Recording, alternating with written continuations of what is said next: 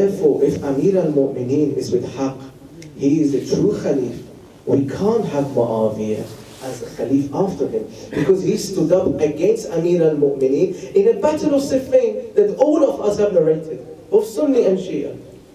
So therefore the theory does not conduct, because an Imam has to be adla, he has to be just, he has to be with the truth. So if Muawiyah is saying that I am fighting Ali, therefore that means Ali must be batil. But if Ali is fighting Muawiyah, therefore Muawiyah has to be batil. They both cannot be the Khalif of Allah. Because Allah says in the Quran that when I made the man, he's going to be my Khalifa on earth. The angel said, Allah, this man will create mischief. Allah said, no. The people that's going to be my Khalifa, they will be just. They will not create mischief. So he lost the battle. Then I said, who came against Amir al-Mu'mineen in the Battle of Jamal? He said, okay, forget it, let's go on that time of the moment. This is the thing. So this fantasy, without the true Imam, without the true belief in the day of Qiyamah, without the true belief in Vilayat, without the true belief in the Nubuwwat, and without the true belief in the Wahdaniyat of Allah, this will cause the void of fantasy in our lives. And this is also happening in the Shias themselves. Shias have today, and it's with great sorrow that I have to say this, but amongst the Shia communities today, the groups are now being divided into many groups. Many groups. We were very fortunate when I was younger, many years ago, when I was actually very young.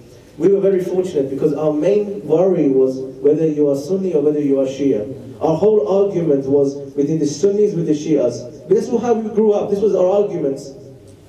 This is what we were concerned about. Was the Wilayat right? Was this right? Was that right? And that was all concerned. But today, for the youngsters growing up today, the issue is between Shia and Shia. Forget about the Sunnis. At one time, the moon sighting was what does Saudi Arabia say?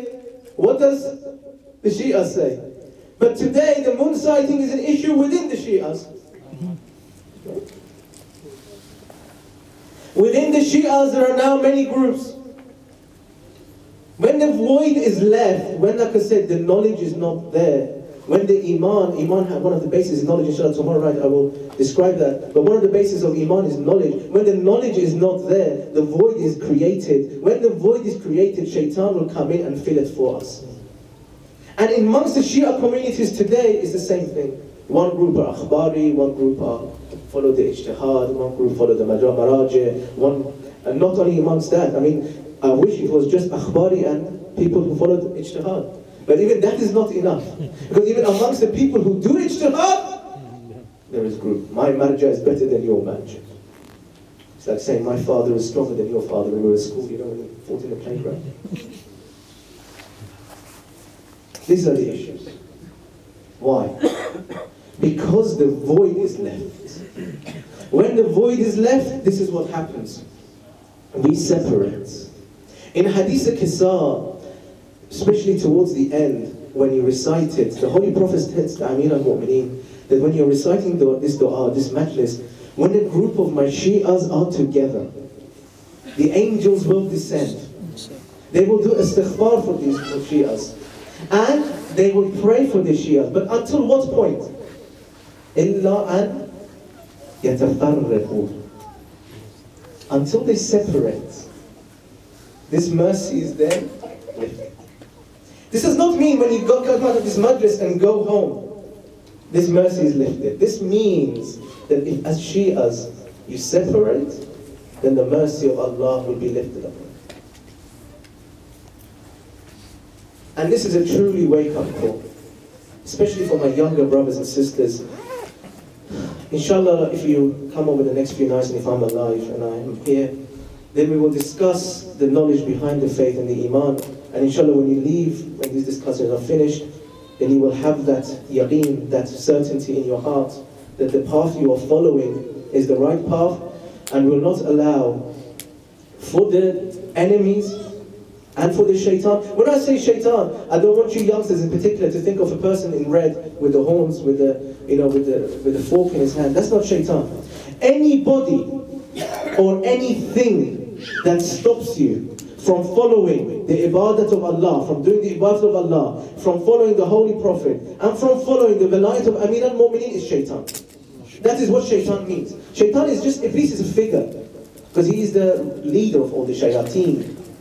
But the mini shayateen is anybody or anything that stops you from the ibadat of Allah and following the Prophet and the Ulul Amr, which is the Holy Imams. So when I say the shaitan comes in, this is what I'm talking about. So even your friend could be a shaitan. For instance, if it's time of prayer and your friend says, come on, the second half of the football match is starting now, we'll watch it, after the game is finished. That automatically becomes a shaitan. Yeah. Inshallah, like I said, over the next few nights, we will carry on this discussion. Imam Reza said to Abu Salt, Abu Salt, today Ma'mun has invited me to his house. I want you to come with me. But I want you to stand outside the house, do not come in. When you see me coming out of the house, if you see the cloak, my abba, is on top of my head, do not approach me, because I have become shaheed. I have become poisoned. Abu Salt stood outside the house of Ma'mun. He saw Imam walking out of the house, the cloak on top of his head. Imam went into his room. Abu Salt said, I saw Imam wriggling around like someone who's been bitten by a snake. 9 Imams, apart from Amir al-Mu'mineen, who was struck with the sword even though it was poisoned, and Sayyid al-Shuhada, Abu Abdullah al-Hussain, who was martyred at Karbala, 9 other Imams, even Imam al-Zaman in some of our traditions will be martyred by poison. 9 other Imams were poisoned. But my brothers and sisters, Reza is separate. Reza is Allah's chosen one. Why? Reza Qaribul Ghuraba.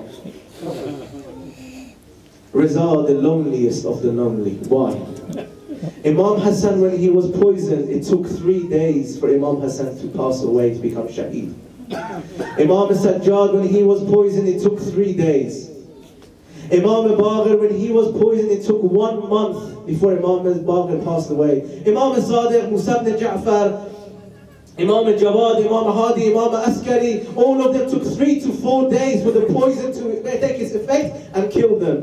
But I don't know what poison Ma'mun used. It only took 2 hours from the time that Imam Reza took that poison until the time that Abu Salt said, I saw Imam Jawad walking through the room. He took the head of his father, he put it on his lap. Imam Reza passed away from this world. I want to say, Yabna Rasulullah, Ya Imam Reza, at least your son was there, that you put your head on his lap. But at Karbala, your grandfather Hussein, the roles were reversed. He came and he took the head of his son Ali al-Akbar. He put it on his lap. The tragedies of Karbala, if you want to know what happened to Imam Hussein, how deep was the tragedy, Imam Hussein himself has said what happened. At that time, at the body of Ali Akbar, he took the head of Ali Akbar, he put it on his lap. He said, Waladi, ala dunya ba'dika la'afa. What does this mean? My son, after you, this world is worthless. Imam Hussein was going to be killed a couple of hours later. Why is he saying the world is worthless without you, Ali Akbar? Because Ali Akbar was the dearest to Imam Hussein. He was the dearest to the Ahl al-Bayt. The 2 things that happened for Ali Akbar that did not happen for any other Shaheeds at Karbala. First of all, when Ali Akbar went to the battlefield, all the women and the children came out to look at him while he was going to the battlefield.